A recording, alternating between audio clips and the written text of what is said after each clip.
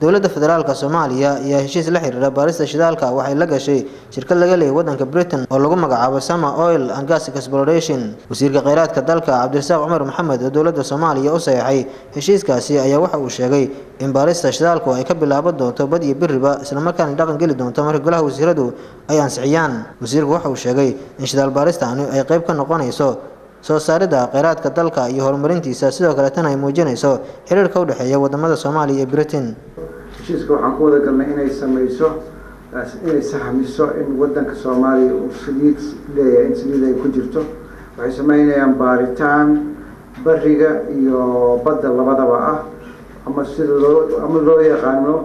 seismic survey wax loo yiraahdo ay sameynayaan heshiiska sidaas baan kula galnay waxaan rajaynaynaa in heshiiskan uu qayb ka noqdo maalgashiga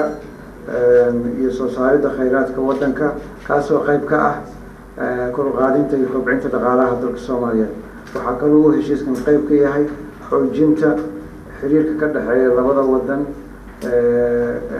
Ingiriiska iyo Soomaaliya. Madaxa shirkaddan Michael Howard heshiiskan u saxeexay waxa uu sheegay in asoo ka wakiila dowladda wadanka Britain shirkaddan heshiiska u saxeexay oo qayb ka qaadan doonaan soo kabashada dhaqaalaha wadanka Soomaaliya waxa uu ku sifeeyay baarista shidaalka ay hadda ka sameeyeen Soomaaliya mid qayb ka qaadan doonta soo kabashada dhaqaalaha dalka Soomaaliya.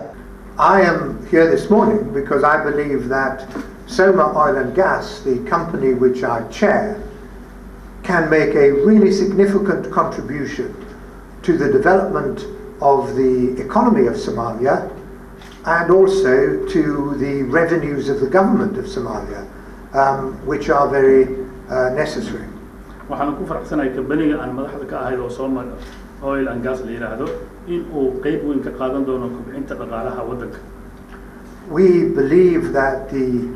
oil and gas sector of the economy is capable of playing a very important part, and we want to help that develop,